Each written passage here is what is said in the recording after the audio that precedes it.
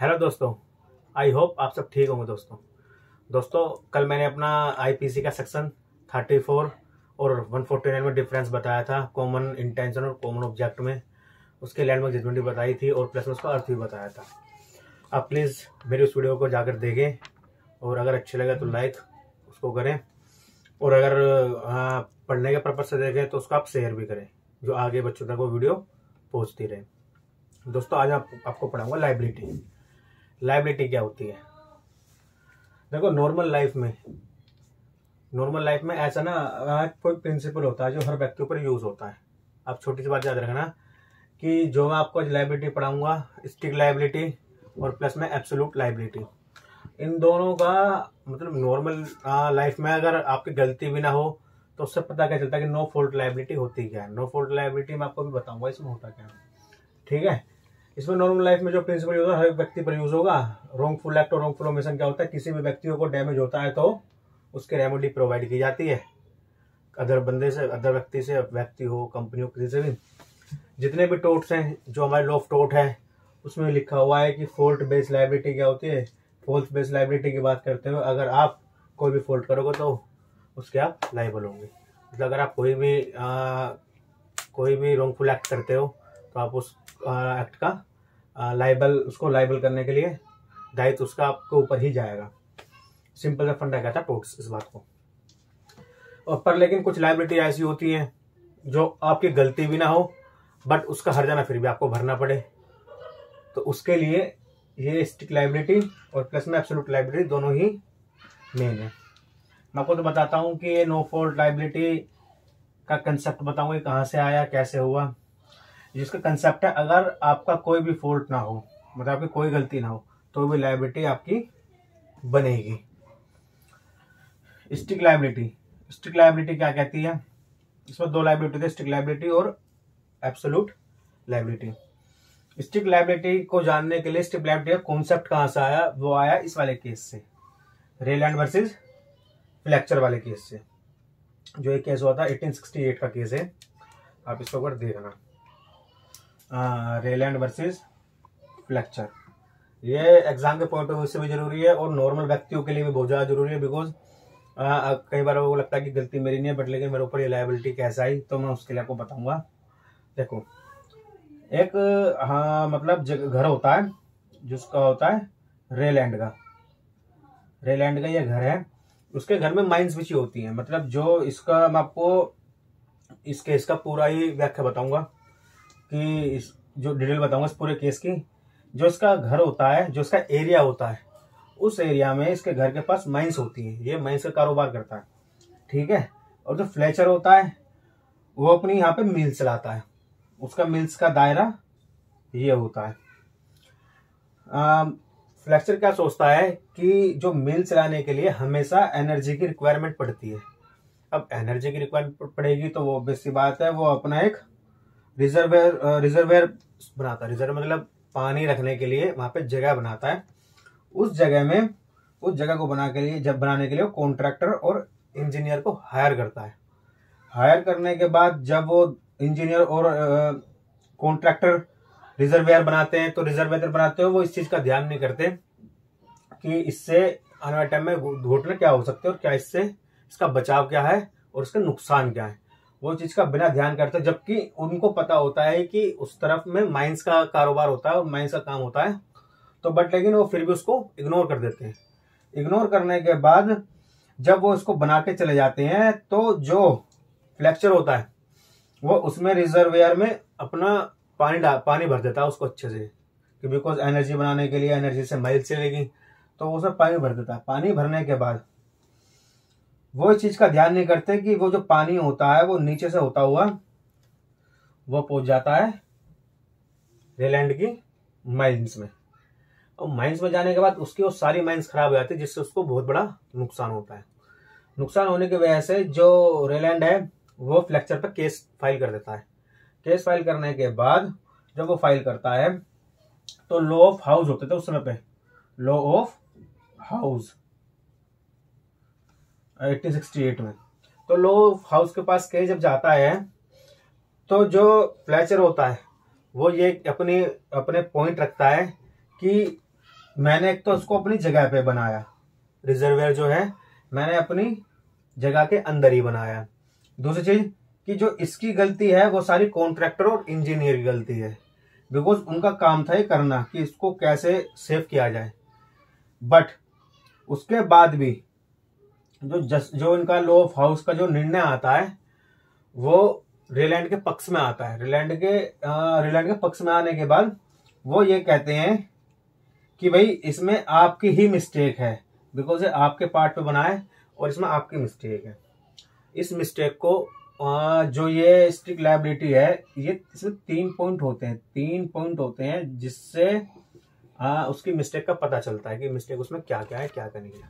दोस्तों इसमें पहला पॉइंट है वो है डेंजरस थिंग, मतलब नॉन नेचुरल यूज, जिसका यूज नेचर में नहीं किया जाता या नेचर में उसका यूज नहीं होता, उसके बाद अगर कोई भी चीज की जाए तो वो आती है डेंजरस थिंग में। जैसे जो आपको मैंने पीछे केस समझाया था रेलैंड वर्सेस फ्लेचर, उसमें आपको मैं बताऊंगा इन तीनों का यूज कहां पर क्या हुआ है और किसकी वजह से फ्लेचर को लॉ ऑफ हाउस ने गिल्टी पाया कि आप उस चीज में गिल्टी हो।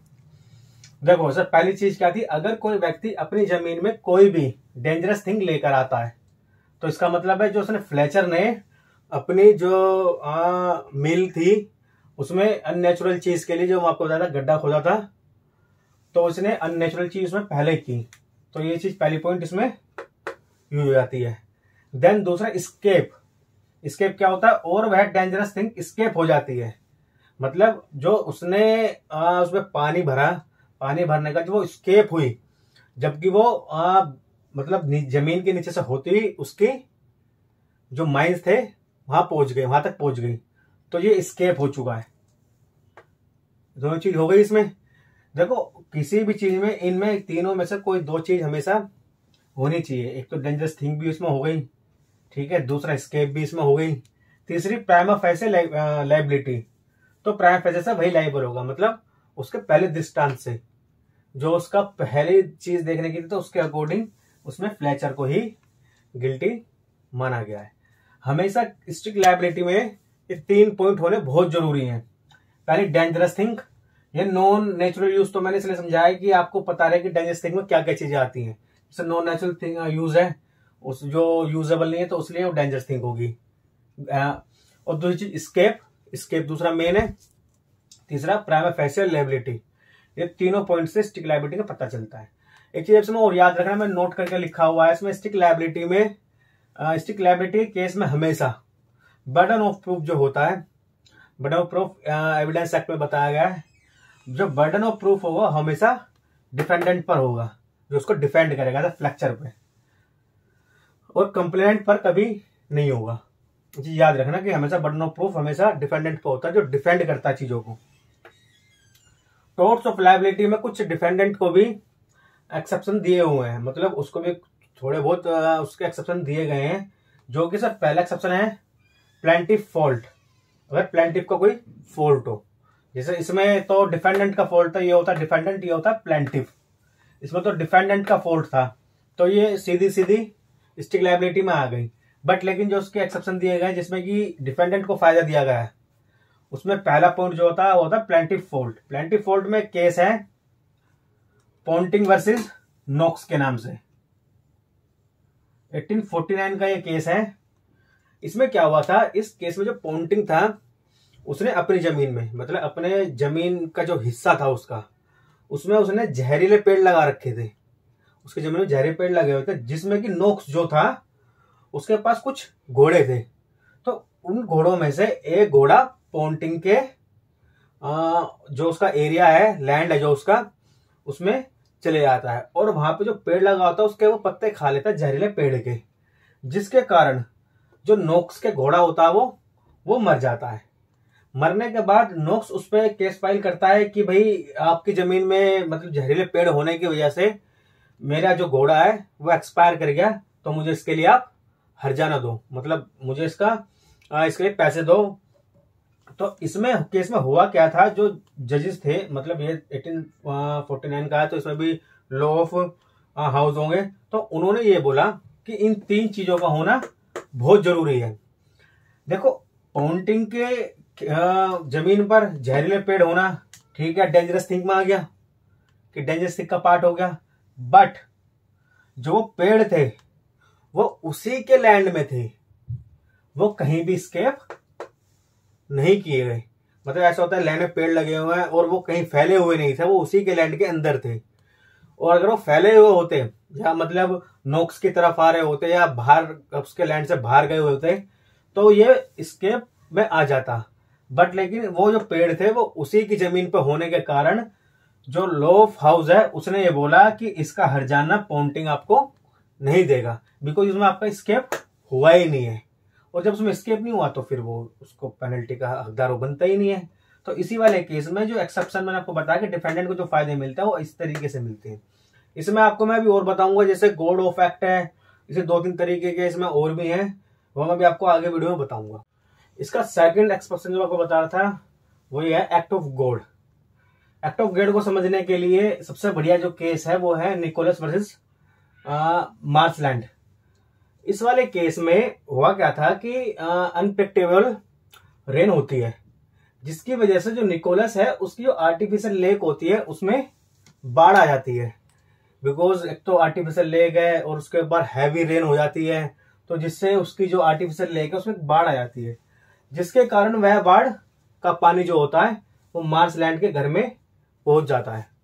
और उसकी वजह से मार्शलैंड के पास जितनी वॉल होती हैं, वो लोग जो दीवारें होती है उसकी दीवारें होती है वो सारी टूट जाती है, क्योंकि हैवी रेन की वजह से पानी आर्टिफिशियल लेक में इतना हो जाता है कि जिसके प्रेशर से जो उसकी मार्शलैंड की वॉल है वो सारी टूट जाती हैं।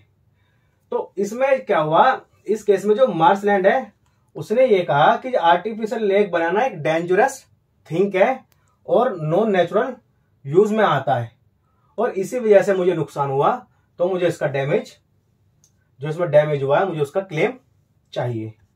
इसमें लॉ ऑफ हाउस ने क्या कहा था, लॉ ऑफ हाउस ने कहा इसमें जो भी कुछ हुआ वो अनप्रिडिक्टेबल की वजह से हुआ, मतलब एक्ट ऑफ गॉड की वजह से हुआ, जिसकी वजह से उस रेन पे जो हैवी रेन हुई है उस पर किसी का भी कंट्रोल नहीं होता। तो इसमें जो लॉ ऑफ हाउस है उसने इसमें क्लेम देने के लिए मना कर दिया, बिकॉज एक्ट ऑफ गॉड की वजह से उसने कहा कि इसमें इनका कोई राइट नहीं बनता देने का। इसी हिसाब से इसका थर्ड जो है एक्सेप्शन जो है वह एक्ट ऑफ स्ट्रेंजर। इसमें सिंपल सा मैंने केस इसमें जानबूझ के लिखा है कि रेलैंड वर्सेस फ्रैक्चर में हुआ क्या था, आपको पता ही, मैंने बताया था आपको। इसमें अगर एक छोटी सी बात सोचो, फ्रैक्चर के यहाँ पे जो फ्रैक्चर है इसके यहाँ पे कोई स्ट्रेंजर आ जाता और वो जो इसने पानी की जो इसने अपने यहाँ पे गड्ढा किया था उसके अंदर ये अपने आप को उसमें तोड़फोड़ कर देता। मतलब अगर इसने सारी सेफ्टी ली होती, जैसे इसने सेफ्टी के लिए पानी रोकने के लिए इसने पन्नी लगाई या कुछ भी सेफ्टी कुछ भी ली होती, ए टू जेड कुछ भी सेफ्टी ली होती, और वो स्ट्रेंजर आके इसके जो इसने ये गड्ढा बनाया था, अगर कोई भी स्ट्रेंजर आके उस गड्ढे में तोड़फोड़ करता है जिसके कारण वो पानी रेलैंड की जमीन पर जो उसके माइंस थे उसमें चले जाता, तो इसमें फ्रैक्चर की कोई भी मिस्टेक नहीं होती, बिकॉज ये एक्ट ऑफ स्ट्रेंजर हो जाता। इसमें इसको फिर अपना कोई डैमेजेस क्लेम करने के लिए फिर इससे अगर वो क्लेम भी करता तो बट ये क्लेम नहीं देता, फिर वो स्ट्रेंजर क्लेम देता। इसी हिसाब से इसको एक्ट ऑफ स्ट्रेंजर कहा है। इसमें जो फोर्थ है वो है वॉलंटरी नॉन फिट इंजीरिया, मतलब म्यूचुअल बेनिफिट। इसमें समझने के लिए क्या है कि अगर दो व्यक्ति है कोई भी डेंजरस थिंग दोनों अपने फायदे के लिए लेकर आते हैं, और उस चीज से जो डेंजर थिंग है, जो डेंजरस चीज है कोई भी, मतलब ये नॉन नेचुरल यूज थिंग जो भी है, उसकी वजह से जो फायदे के लिए लेकर आते हैं, अगर उसकी वजह से उस चीज से उसको उन दोनों को नुकसान हो जाता, उस फायदे वाली चीज से उन दोनों को नुकसान हो जाता, तो वह एक दूसरे डैमेज क्लेम नहीं कर सकते, मतलब एक दूसरे पे वो केस नहीं कर सकते, बिकॉज दोनों ने अपने हिसाब से ही वो चीज लेकर आए थे। मतलब उसमें किसी का भी नुकसान ज्यादा हुआ हो, किसी का भी कम हुआ, बट लेकिन उसके लिए वो डैमेजेस क्लेम नहीं करेंगे। इसका फोर्थ यही कहता है नॉन फिट, ये वॉलंटरी नॉन फिट इंजीरियर। इसका पांचवा पॉइंट जो है वो बोलता है स्टैच्यूटरी अथॉरिटी। मतलब इसमें मैंने आपको दोनों को एग्जाम्पल के तौर पर समझाए हैं जिससे कि आपको समझ में आ जाए। इसमें जो ये होता है, इसमें क्या होता है, इसमें अगर कभी गवर्नमेंट, स्टेट गवर्नमेंट हो, सेंट्रल गवर्नमेंट हो, कुछ भी ऐसा कार्य करे जो डेवलप करने के लिए हो, मतलब एरिया को डेवलप करने के लिए हो या उस जगह को डेवलप करने के लिए हो, उस रोड को डेवलप करने के लिए हो, अगर इसमें किसी का भी नुकसान हो तो इसमें किसी की भी लायबिलिटी नहीं बनेगी। ये सिर्फ 5 एक्सेप्शन है जो हमेशा डिफेंडेंट के फायदे की बात करता है और उसको बेनिफिट देता है। दोस्तों इसी तरीके से केस है MC Mehta versus union of India 1987 का। इसमें कंपनी थी यूनियन कार्बाइड। जो इसका एक प्लांट लगाया था वो लगाया था भोपाल में। भोपाल में जब प्लांट लगा था, और आपको अगर पता होगा एक केस जो है MC Mehta versus union of India बहुत फेमस केस है और आपने कहा कि इस केस के बारे में पढ़ा भी होगा। इस केस को कहते हैं सिंपल भाषा में भोपाल गैस ट्रेजेडी। इस नाम से बहुत फेमस केस है भोपाल गैस ट्रेजेडी। अगर आप देखना चाहो तो उसको यूट्यूब पे भी देख सकते हो। इसमें हुआ क्या था कि 2 दिसंबर 1984 को कि रात को जो प्लांट था उसमें से गैस लीक हुई।